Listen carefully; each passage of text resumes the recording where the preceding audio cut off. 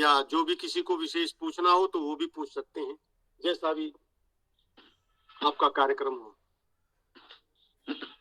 Sir जी को बहुत बहुत नमन करते हैं।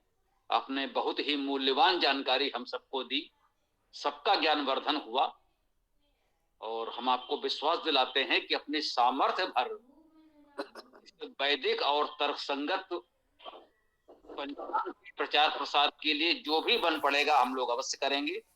हम प्रयास कर रहे हैं। अभी हमारी त्र्यंबक प्रकाशन के साथ चर्चा हुई है कि इसको एक कैलेंडर के रूप में छापा जाए। जैसे अभी नया वर्ष ईस्वी सन का जो है जनवरी से नौ वर्ष के कैलेंडर बहुत से लोग छापेंगे, अपने में के बीच बांटेंगे, प्रचारित करेंगे, तो उसी तरह का दीवाल में लटकाने वाला जैसा सामान्य कैलेंडर जनवरी फरवरी वाला छपता है, 2024 नौ वर्ष का कैलेंडर जैसे बहुत सा छपेगा, उसी प्रकार का हम अपना ये कह लें विक्रम 2081 का या युगाब्द 5126 का ये कैलेंडर के रूप में हम लोग इसको छाप सकें और अपने लोगों के घरों में इसे टांग सकें, तो अधिक लोगों तक ये बात सही तरीके से पहुंच पाएगी। ये भारी भरकम पंचांग तो वास्तव में जो ज्योतिष विधा से जुड़े हुए हैं वही इसका पूरा लाभ उठा पाएंगे। जन सामान्य के बीच इसको पहुंचाने के लिए हमारा विचार यही है कि कैलेंडर के रूप में हम लोग इसको तैयार कर लें और उसको अधिक से अधिक लोगों के घरों में लटका सकें, तो लोगों को अवश्य थोड़ा सा इसके बारे में अधिक जानकारी मिलेगी। और दूसरा हमने कहा है हम लोग प्रयास करेंगे कि ये दो संपात और दो अयन जो है उत्तरायण दक्षिणायन बसंत संपात और शरद संपात, इन 4 तिथियों को हम वैदिक महापर्व के रूप में मनाएं, तो इस सही बात की जानकारी लोगों तक सही तरीके से पहुंचे। इस प्रकार से तो हम लोगों से बन पड़ेगा, हम सब मिलकर इस कार्य को आगे बढ़ाएंगे। आपके आसपास से जो भी हम लोगों से संभव है हम प्रयास कर रहे हैं। अब पुलकित जी देखें आगे के जो भी व्यवस्था संचालन है संभालें। ओम धन्यवाद, बहुत बहुत धन्यवाद आपका। आचार्य जी, मैं एक प्रश्न पूछना चाहता हूँ, क्या मैं पूछ लूँ? जी जी पूछिए। जी, ये सृष्टि रचना का काल आर्य समाज में कुछ लोग कहते हैं 1 अरब 96 करोड़ है, कुछ लोग कहते हैं 1 अरब 97 करोड़ है, तो इसमें कुछ प्लीज़ कुछ बता दीजिए।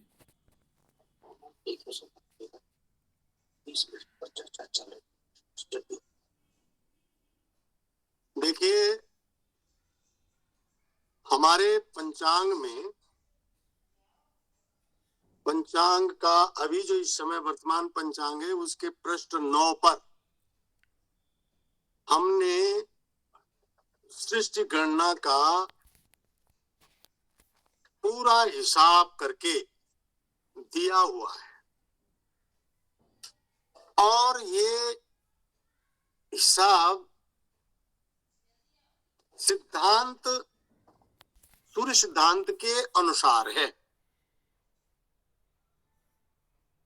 इस पर जितने भी तर्क रखे जाने थे, जो भी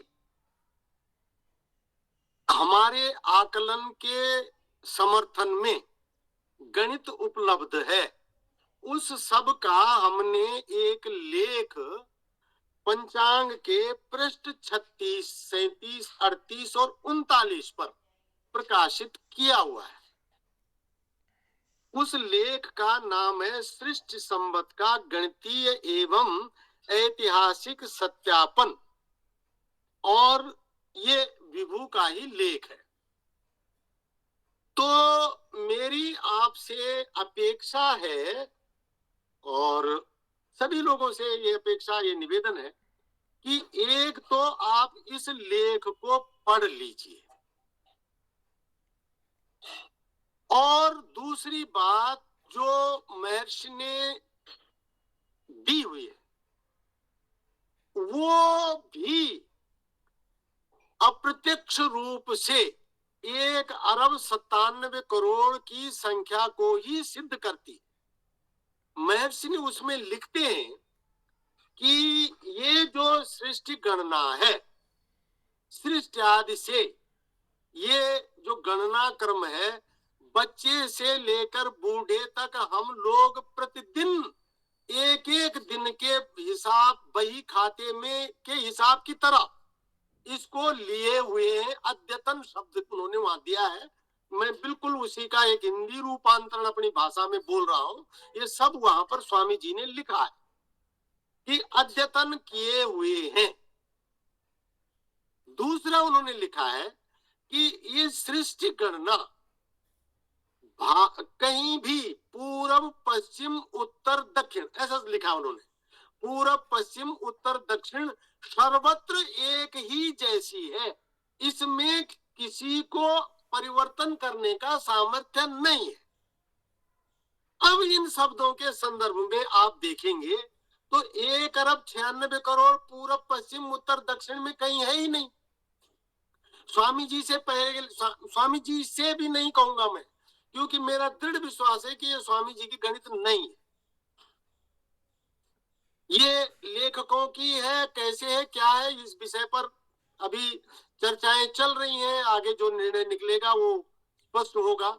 आज की तारीख पर मैं सिर्फ इतना कह रहा हूं कि 1 अरब 97 करोड़ 29 लाख 49 हजार की जो गणित है, इससे ही ग्रहों की जो युगादि में शून्य स्थिति है ये सिद्ध होती है, 1 अरब 96 करोड़ से होती ही नहीं है। इस एक बात को आप इस लेख के माध्यम से स्पष्ट जान लेंगे, वो जान लीजिएगा, फिर आगे और भी बातें होंगी। आज इतना ही। आपको बहुत बहुत धन्यवाद आचार्य जी। धन्यवाद आपका बहुत बहुत।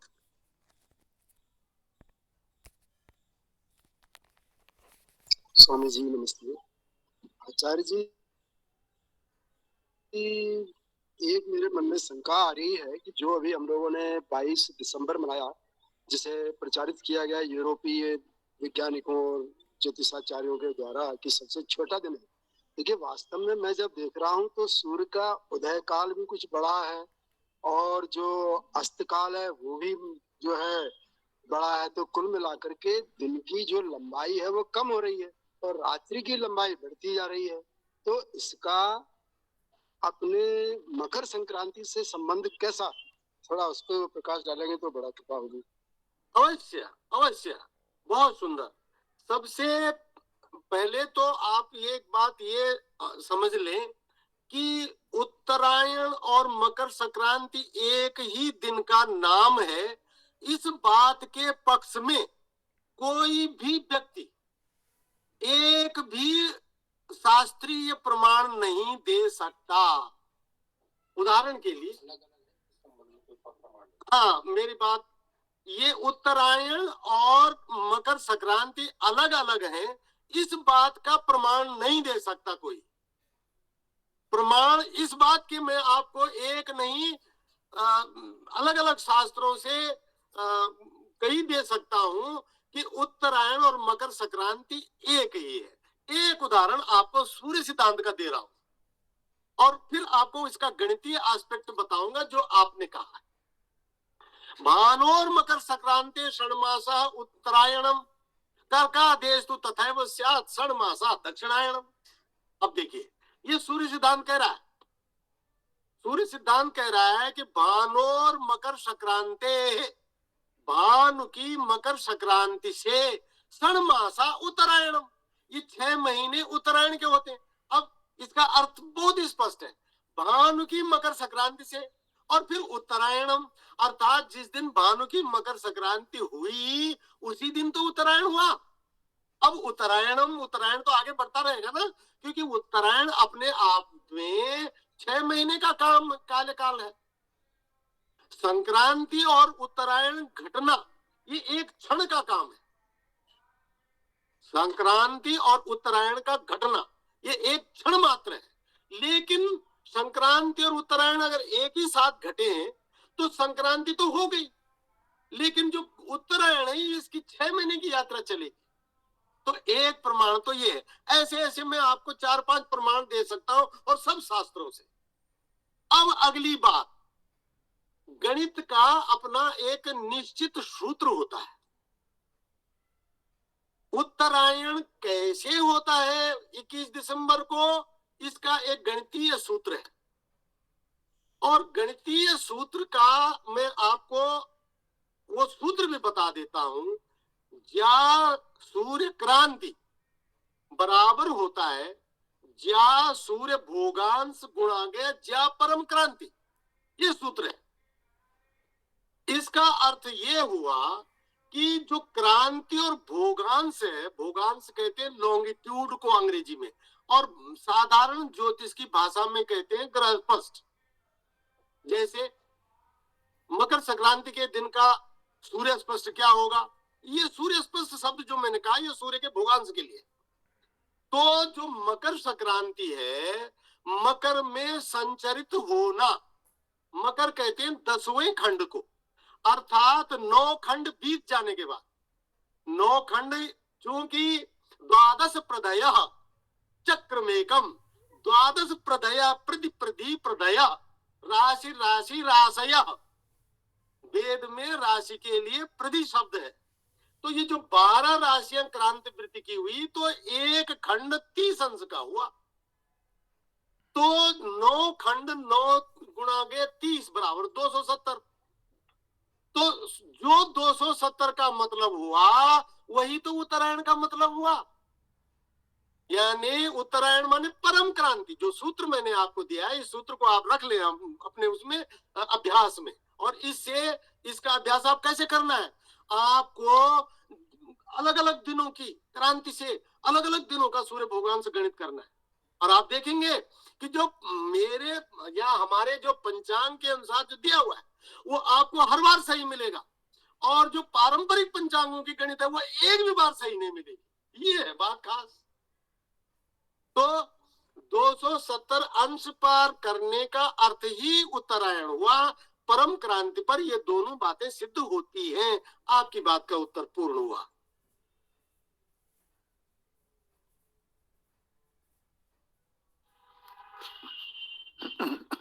उनका जो प्रश्न था कि मकर संक्रांति जिस दिन घटित हो गई उसके पश्चात क्रमशः दिनमान बढ़ना चाहिए और रात्रिमान घटना चाहिए। हाँ, ये थोड़ा रह गया, ये रह गया, हाँ रह गया, ठीक है, हाँ ये बिंदु रह गया। अब आप देखिए, सूर्य की सूर्योदय और सूर्यास्त की गणना का भी एक सूत्र है, वो मैं सूत्र को स्पष्ट करने में रह गया कि सूर्योदय का अर्थ क्या होता है। सूर्योदय ऐसा है कि जो निरक्ष क्षेत्र है, निरक्ष कहते हैं भूमध्य रेखा क्षेत्र को, भूमध्य रेखा निरक्ष माने जहां अक्षांश नहीं है, अर्थात शून्य अक्षांश। शून्य अक्षांश के क्षेत्र पे सूर्योदय और सूर्यास्त हमेशा 6 बजे होता है। अब जिस भी स्थान के लिए आप सूर्योदय लेंगे, जिस भी स्थान के लिए आप सूर्यास्त लेंगे, आपको वहां का जो है एक तो अक्षांश पता होना चाहिए, और दूसरा उस दिन जो वेलांतर है, ये अब तकनीकी शब्द है पर आप इनको ऐसे ही ले लें, ये वेलांतर, और दूसरा उस दिन का चरांतर। तो वेलांतर, चरांतर और निरक्ष देश का सूर्योदय, ये मिलके बनते हैं किसी भी अक्षांश पर सूर्य उदय होने के समय की गणित का हिस्सा है। अगर आप इस तरीके से गणित करेंगे, ये मैं इसलिए बता रहा हूं कि जो पंचांगों में ये गणित दी हुई है उसके कुछ और मायने होते हैं, कुछ अलग ढंग भी है। सिद्धांत सम्मत गणित जो है वो है 6 बजे प्लस सूर्य चरांतर प्लस बेलांतर और प्लस देशांतर। एक देशांतर कहना भूल गया था मैं। 3 चीजें, इन 3 चीजों से आप सूर्योदय सूर्यास्त निकालेंगे तो 22 दिसंबर का सूर्योदय और सूर्यास्त, और 22 दिसंबर यानी जिस दिन परम क्रांति घटित हो रही हो सकता है कभी कभी 21 तारीख को हो जाए या मान लीजिए 23 तारीख को हो जाए, आपको वो दिन लेना है। तो उस क्षण का जो सूर्योदय और सूर्यास्त होगा वो सबसे लंबा रात्रिमान और सबसे छोटा दिनमान दिखाएगा। अगर अगले दिन का लेंगे तो दिनमान में चाहे भले एक पल की वृद्धि होगी, वृद्धि आपको साफ नजर आएगी। ये है गणित का सही तरीका, और इस तरीके से आप खुद करके देखें। एक बार फिर से बोल रहा हूं, 6 प्लस बेलांतर प्लस चरांतर प्लस देशांतर, इस विधा से जब गणित करेंगे, सिद्धांत सम्मत गणित है, यही सूर्य सिद्धांत की गणित है, इससे करेंगे तो अंतर नहीं आएगा। जी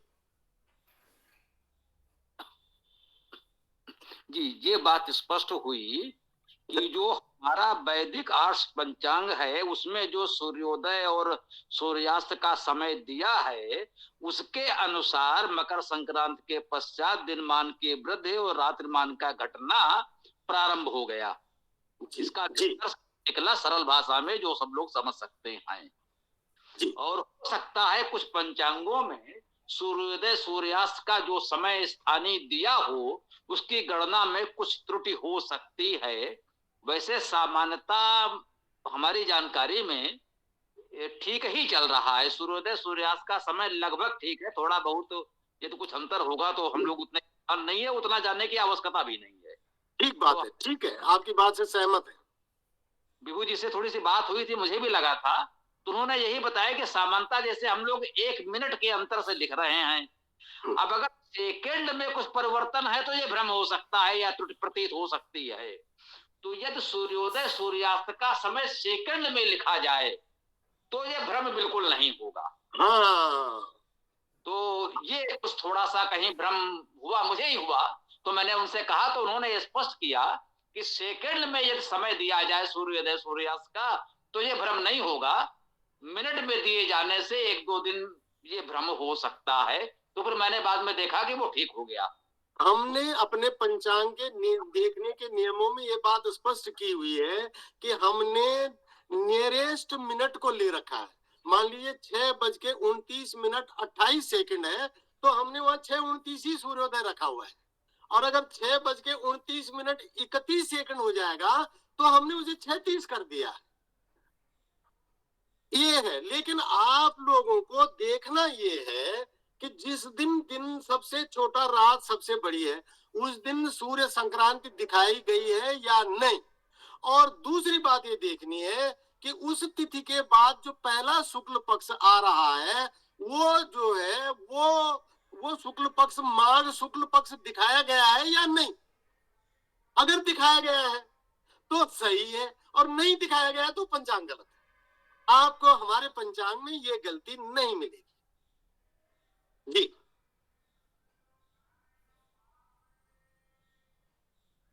जी, अब बात स्पष्ट हो गई होगी। यदि किसी और को कोई और चर्चा करनी हो तो पुलकित जी देखें, आगे बढ़ाएं। आचार्य जी, इसका अर्थ ये हुआ कि जो हमारी मकर संक्रांति 14 तारीख या 15 तारीख में जहां भी आ रही है, उसके ठीक 6 माह पश्चात कर्क संक्रांति आना चाहिए। जी हाँ, ये सामान्य तौर पर बिल्कुल सही है। 180 अंश पर जो है उत्तरायण और दक्षिणायन का एक सीधी रेखा होती है। परम क्रांति टू परम क्रांति तक जाने में सूर्य को उतना ही समय लगेगा। जी, मैं स्पष्ट करूं थोड़ा सा जो वो कहना चाह रहे थे। हरीश जी, बात ये है कि मकर संक्रांति हुई कब? मकर संक्रांति जिस दिन दिनमान सबसे छोटा रात्रिमान सबसे बड़ा हुआ उस दिन मकर संक्रांति हुई, और उसके 6 मास के पश्चात कर्क संक्रांति अर्थात दक्षिणायन हो जाएगा, और वो होता ही है, इसमें कोई संदेह ही नहीं है, जिस दिन भी हो। तो वो बात तो ठीक है मुझे लगता है। और उस दिन सबसे बड़ा और रात सबसे छोटी होगी। जी जी, वो तो होगा ही। तो हरीश जी, आपकी बात स्पष्ट हो गई है, तो संभवतः अजय जी कुछ कहना चाह रहे हैं तो उनको भी सुन लिया जाएगा। स्वामी जी, इसमें एक चीज की जो बात आ रही है कि जो यूरोपीय पाश्चात्य लोगों ने हमको दिया हुआ है कि 22 जून और 22 दिसंबर, तो ये तो राशियां उनके हिसाब से तिथियां हो सकती है दिन की लंबाई और छोटे होने के लिए, लेकिन हमारे देश के लिए लागू नहीं होंगी, ऐसा है क्या? नहीं, ये मैं ही स्पष्ट कर दूं, इसमें आचार्य जी को कष्ट करने की आवश्यकता नहीं है। आचार्य जी मैं ही बता देता हूं, बहुत छोटी बात है। जब ईसवी सन ये कैलेंडर नहीं थे तो भी ये संक्रांतियां ऐसे ही होती थी। मुख्य बात यह है, दिनमान सबसे छोटा रात्रिमान सबसे बड़ा होगा तो हम उसे उत्तरायण या मकर संक्रांति कहेंगे। वो जब ये यूरोपियन कैलेंडर नहीं बना था तब भी सत्य था, जब हम उससे परिचित नहीं थे तब भी होता था। ये तो सुविधा के अनुसार बता दिया गया, क्योंकि इस समय उसका प्रचलन है कि मकर संक्रांति सामान्यतः 21, 22, 23 दिसंबर को पड़ सकती है। वो भी बताया कि आवश्यक नहीं 22 पड़े, कभी वो 21 भी हो सकती है, 22 भी हो सकती है, 23 भी हो सकती है। ऐसे ही कर्क संक्रांति 21 जून सामान्यता कही जाती है, हो सकता है कभी वो 20 जून या 22 जून भी हो जाए। तो वो इनके कैलेंडर से नहीं पड़ती है, पड़ती है भूगोल और खगोल के अनुसार।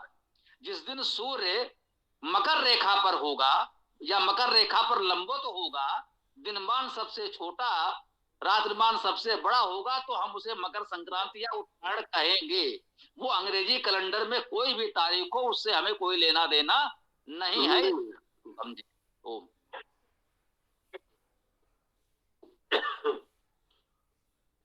धन्यवाद स्वामी जी, धन्यवाद आचार्य जी। धन्यवाद, बहुत बहुत धन्यवाद। अजय जी बोलिए, कुछ आप कहना चाह रहे थे तो बताएं।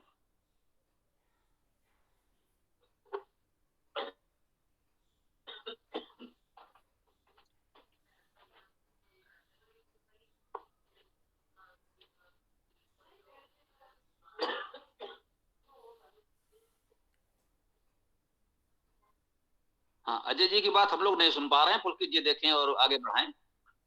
अजय जी को चाहें तो आप कर सकते हैं माइक, क्योंकि हम सुन नहीं पा रहे हैं, किसी और की कोई बात हो तो देख लीजिए। मुझे भी नहीं सुनाई दे रही है कोई आवाज।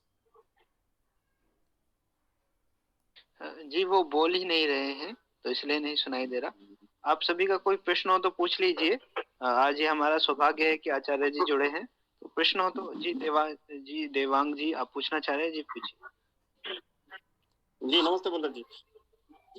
तो जैसे हम लोग ये दीपावली मना रहे हैं, जैसे भगवान श्री राम वनवास जा रहे थे, वो तो चैत्र मास में थी, तो ये दीपावली भी गलत मना रहे क्या पंचांग के हिसाब से? जी देखिए, दीपावली तो क्या पंचांग जो आपके हैं उनके अनुसार जितने भी त्योहार मन रहे हैं सबके सब गलत मन रहे हैं। बात सिर्फ दीपावली की नहीं है। बात मैंने जो दक्षिण भारतीय कैलेंडर के बारे में बात करते हुए जो स्पष्ट किया था वो यही तो है। जब संक्रांतियां सही नहीं लोगे तो आपके सौर मास सही नहीं होंगे, और जब सौर मास सही नहीं लेंगे तो चांद्रमास सही नहीं होंगे, और जब चांद्रमास भी सही नहीं होंगे तो जो त्योहार आपने मनाए हैं वो चंद्रमासों के हिसाब से वो कहाँ सही हो जाएंगे। तो त्योहार तो सारे ही गलत हो रहे हैं। लेकिन आप जो दीपावली का है उसकी दीपावली के नियम अलग हैं। दीपावली उन नियमों के अनुसार कब होनी चाहिए वो आपको वहां मनाना चाहिए। तो पहली बात तो ये है कि पंचांग आपका जब तक सही नहीं होता तब तक सारे ही त्योहार गलत मन रहे हैं, एक दीपावली को ही क्यों लेते हैं।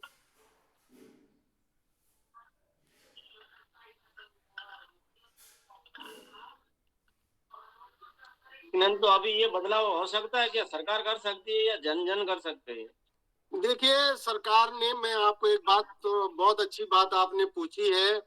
मुझे नहीं लगता कि सरकार इसमें बहुत ज्यादा कुछ करने वाली है या कर सकती है। सरकार का खुद का जो कैलेंडर है, आपको शायद आप लोगों को ये जानकारी में पता नहीं है या नहीं है, भारत सरकार का वो कैलेंडर नहीं है जो आप जिस पर चलते हो।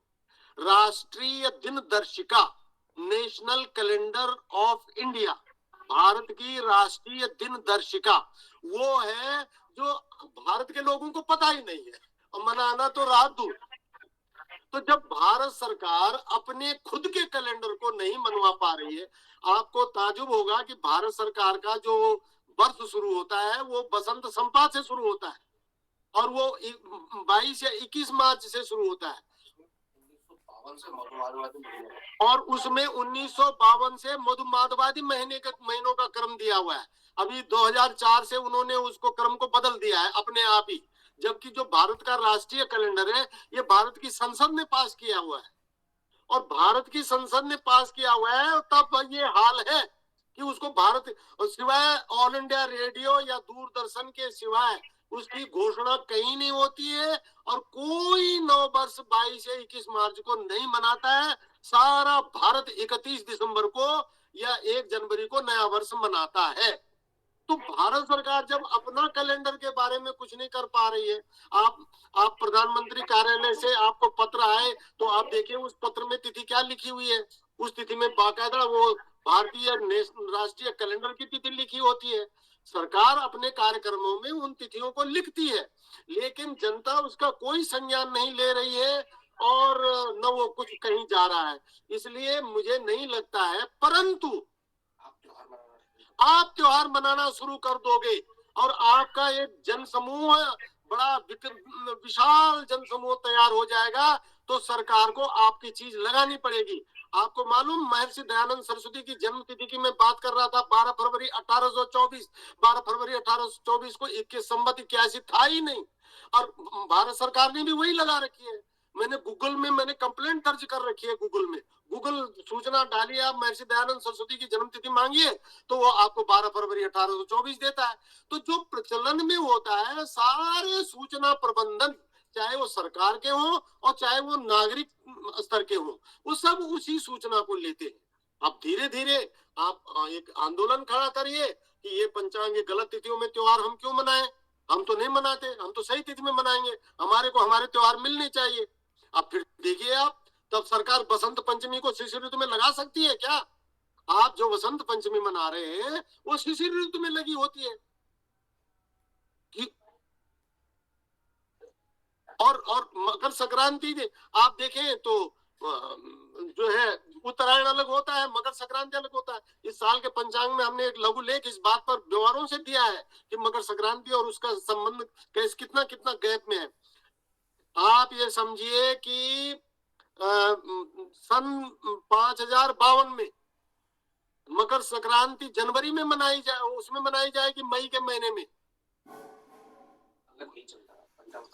मई में तो 9999 में है। अगर ऐसा ही क्रम चलता रहा तो सन 9999 में मकर संक्रांति 6 मई को है।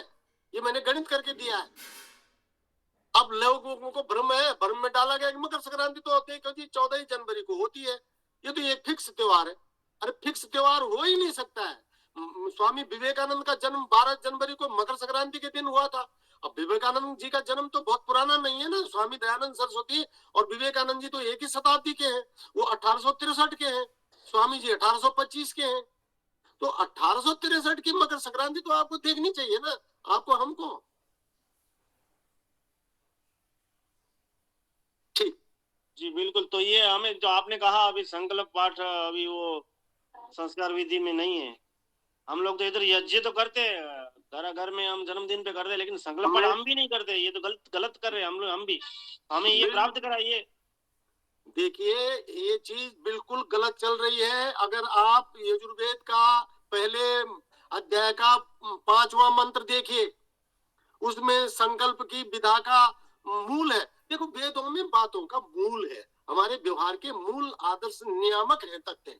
ये वहां लेना चाहिए आपको कि वहां पर संकल्प वाचन के बारे में दिया है, एक आदर्श दिया हुआ है हमारे लिए।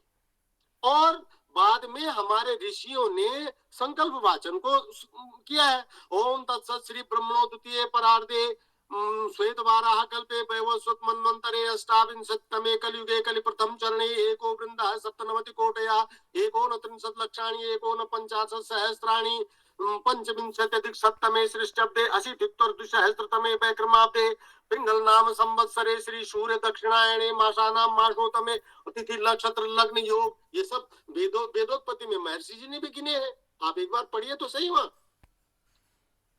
आपको करना चाहिए। आर्य समाज में कोई भी यज्ञ बिना संकल्प वाचन के नहीं होना चाहिए। नहीं करते हैं तो करना चाहिए। जी बिल्कुल। और करते हैं तो सही करना चाहिए। अब आज जो है अगर मान लीजिए कि आज की तिथि को हम आज की तिथि ना कह करके एक दूसरी तिथि से करेंगे तो वो सही थोड़ी कहलाएगा। गलत बिल्कुल नहीं होना, सिद्धांत का गलत नहीं होना, व्यवहार का गलत नहीं होना, प्रयास हमारा ये होना चाहिए कि हम कहीं भी गलत नहीं होंगे। तभी तो हम सत्य को स्वीकार करने और असत्य को त्यागने की बात कहां से पैदा हुई है। तो यही तो है वो मूल। ठीक, मेरी बात पूरी हो गई जी।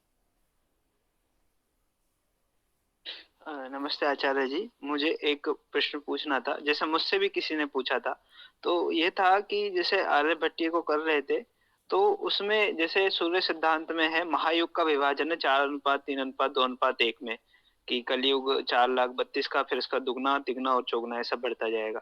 लेकिन जो आर्यभट्टीय है उन्होंने विभाजन नहीं किया, तो बहुत सारे टीकाकारों ने लिख दिया कि वो चारों इनको युगों को बराबर मानते थे। तो इसमें थोड़ा सा मैं मार्गदर्शन लेना चाहूंगा।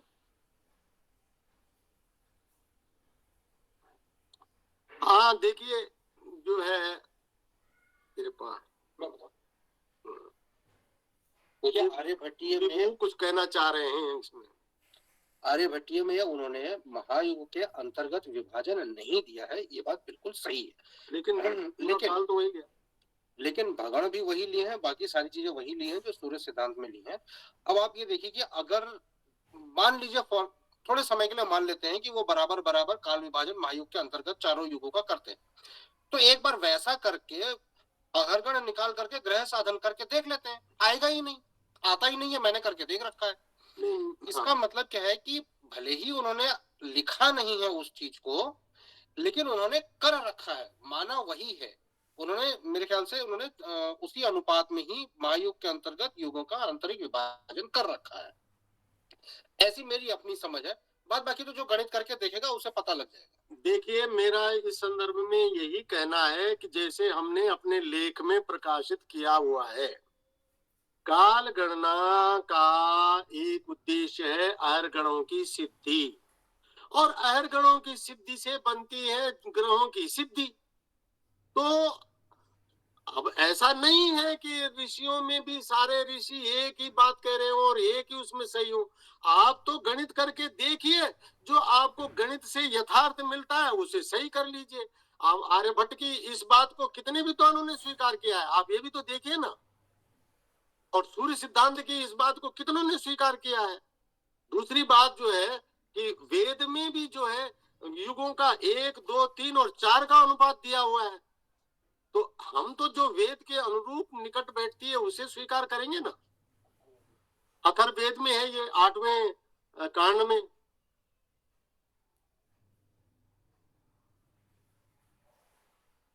जी, मेरी बात पूरी हो।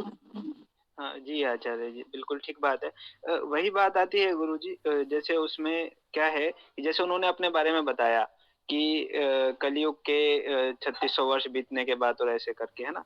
तो इस तरीके से भी उनका बराबर देखें तो उनका तो इतिहास में ही बहुत प्रश्न चिन्ह उठ जाएंगे ना, क्योंकि यदि वहां पर हाँ, तो उसको यदि बराबर मान लेंगे तो उनका 1-2 लाख पहले के हो जाएंगे वो, है ना। तो वो तो बिल्कुल ही खराब हो जाएगा ना वो। तो इस तरीके से हमें मानना ही पड़ेगा कि उनको भी उन्होंने स्पष्ट नहीं किया, लेकिन बहुत मतलब सामान्य सी चीज थी, तो उन्होंने संक्षिप्त ग्रंथ नहीं लिखा होगा, लेकिन उनका आशय वही था कि अलग अलग मतलब ऐसे 4:3:2:1 में ही है।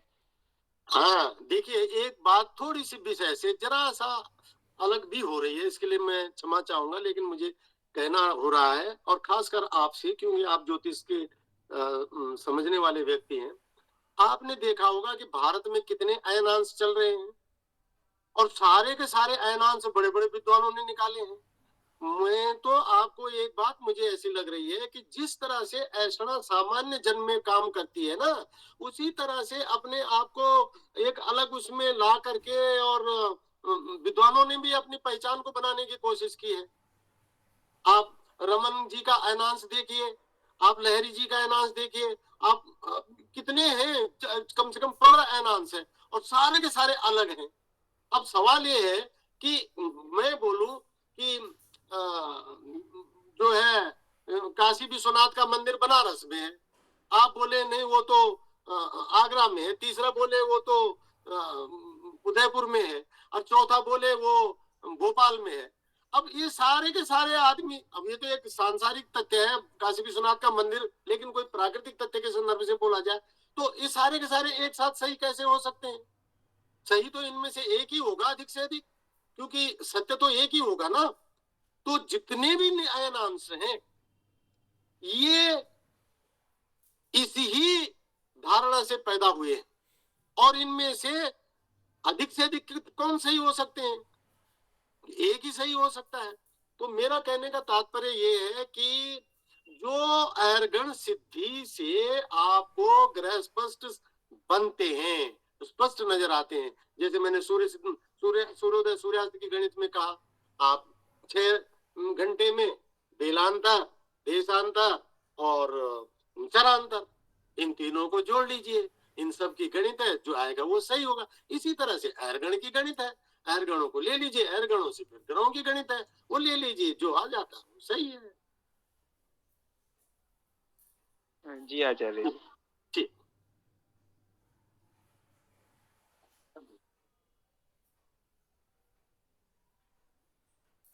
तो आप लोगों की आज्ञा हो तो अब चूंकि हम लोग तो आजकल पंचांग के कार्य पे जुड़े हुए हैं ना, और बस एक क्योंकि तो समय काफी हो गया है, अगर किसी को कोई विशेष बात पूछनी हो तो आप बताएं, नहीं तो फिर आप दिनचर्या से जुड़ते हैं।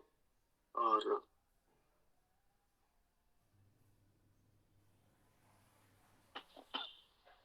आपने अपना मूल्यवान समय हमको दिया, आपको बहुत बहुत धन्यवाद, बहुत बहुत आभार। बहुत उपयोगी जानकारी हमको मिली, हम सब लोगों को आज का सत्र बहुत सार्थक रहा। वैसे भी 1 घंटे का हमारा ये सत्र होता है। अच्छा, और आप जुड़े नहीं, वैसा कोई ऐसा नियम नहीं है। ठीक है, कई बार हमसे ही चर्चा होती है तो समय बहुत अधिक हो भी जाता है। सार्थक चर्चा होती है तो समय की सीमा नहीं होती। तो आज हम यहाँ विराम दे सकते हैं। आप सभी लोगों से मेरा ये भी कहना है कि अगर किसी को भी किसी भी बात में कोई बात पूछनी है, कोई चीज की भी आपको लगता है, तो आप, मेरा फोन नंबर है 9412354036। तो आप मुझे व्हाट्सएप संदेश कर सकते हैं। अनुरोध है कि बात नहीं, केवल व्हाट्सएप करिएगा। और आदरणीय स्वामी जी, आपने जो कैलेंडर की बात करी है, बहुत अच्छी बात करी है। इतना अच्छा सुझाव आप ही जैसा विद्वान दे सकता था, और हमने कैलेंडर का मूल आपको भेज भी दिया है, और आप उसको अपना मनवांछित रूप दे सकते हैं। हमारे कैलेंडर, आपको खुशी होगी जान करके कि इस समय 4 जगहों से प्रकाशित हो रहा है। अंग्रेजी और तमिल में चेन्नई से प्रचार पब्लिश हो रहा है। मराठी भाषा में ये बम्बई से प्रकाशित हो रहा है, और मलयालम में भी प्रकाशित हो रहा है, और हिंदी में आप जानते ही हैं पिछले कई सालों से, जब से पंचांग शुरू हुआ है तब से 2-1 साल बाद से ही लगातार हमारे अरुण कुमार आर्यवीर जी इस पंचांग का कैलेंडर प्रकाशित कर रहे हैं। तो कैलेंडर तो छप रहे हैं, लेकिन आपने जो विशेष बात कही है वो लंबा एक ही पेज में सारे महीनों वाला, वो एक खास बात थी। और अगर पंचांग के अतिरिक्त किसी को कैलेंडर के लिए मैटर भी चाहिए हो तो हम उनको भी दे सकते हैं, आदरणीय स्वामी जी। और पंचांग की मांग आप कर सकते हैं हमसे। बार और बताएंगे जी। 9412354036 आचार्य दार्शनेय लोकेश। सभी को अभिवादन। और जी बस इतना ही निवेदन। ये जो अरुण आर्यवीर जी वाला तो हमें देखने का अवसर मिला है, वो भी पंचांग का अलग रूप है। जो हमने कहा वो दीवार पर टांगने वाला कैलेंडर सामान्यता जैसे अभी 2000 का छपेगा, उस रूप में अभी उपलब्ध संभवता नहीं है। हाँ, नहीं है, उस रूप में नहीं है। जो आपने कहा वो अभी तक नहीं है। जी जी जी। आप बिल्कुल उसको निकालिएगा आगे, उसके लिए प्रयास कीजिएगा। और बहुत बहुत आभारी रहेंगे हम आपके इस शुरुआत के लिए। जी जी, जो हमें मिला है वो आज हमने उनको दिखाया है, तो वो लगा कि वो पत्रा के तरीके का है, तो विचार कर रहे हैं उसमें हम लोग क्या कर सकते हैं या आपसे और क्या सहयोग मांगा जा सकता है, उसको इस रूप में ला करके तो फिर हम लोग प्रयास करें, कुछ कंपनियां छपवाएं, अपने लोगों में बांटें, तो गति बढ़ सकती है। उस दिशा में हम लोगों का प्रयास है, जो भी संभव होगा किया जाएगा। बहुत सुंदर। और एक जो बात आपने कही है कि हम चारों जो संक्रांतियां हैं, 4 महान संक्रांतियां हैं, इनको वेदोत्सव या वैदिक उत्सव के रूप में बड़े व्यापक तरीके से मनाएं, समायोजन पूर्वक मनाएं। ये पूरे समाज में बात फैलनी चाहिए। और ये आपका बहुत अच्छा सुझाव लगा है मुझे। कैलेंडर का सुझाव आपका बहुत अच्छा था, और ये सुझाव भी आपका बहुत ही सुंदर है, क्योंकि इस सुझाव पर चलेंगे तो लोगों को धीरे धीरे जानकारी फैलनी शुरू हो जाएगी। इसलिए इसके लिए भी आपका बहुत बहुत धन्यवाद। जी, और एक सुझाव पहले भी हमने आपसे कहा था कि ये युगाब्द 51-26 जैसे आ रहा है, 25 अभी चल रहा है, युगाब्द 51-26, इसको प्रमुखता दे करके हम लोग, जैसे हम जहां भी विक्रम और शक लिखते हैं, ऊपर ये प्रमुखता से रहे, तो ये प्रयास भी हमें करना चाहिए। जी, हम जी, और प्राचीन ठीक, तो उचित होगा। बिल्कुल ठीक है। वैसे हम जो दैनिक पंचांग भेजते हैं, हमारे एक सहयोगी हैं परमजीत जी, वो दैनिक पंचांग हम भेजते हैं, उसमें हम कलि संवत ही लिखते हैं। प्रमुखता से कलि संवत ही होता है। और इस संदर्भ में थोड़ा सा कुछ बातें और भी हैं, वो हम आपसे बाद में करेंगे, लेकिन कलि संवत होना चाहिए और उसका प्रचार होना चाहिए। जी जी, ये विश्वामित्र जी तो दैनिक पंचांग हम लोगों के सभी ग्रुपों में देते हैं, उसमें वही होता है, मुख्य रूप से वही होता है, 51-25 ही होता है। बिल्कुल सही है।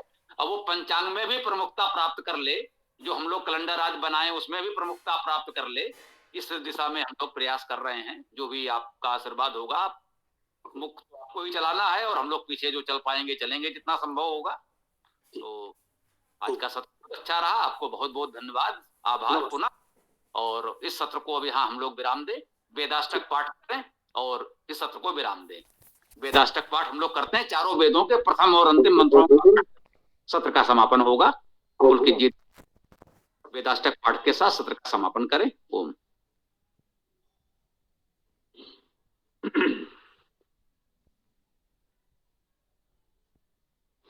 जी अजय जी, आप कर रहे हैं, कीजिए, सभी साथी करते रहिए एक एक करके।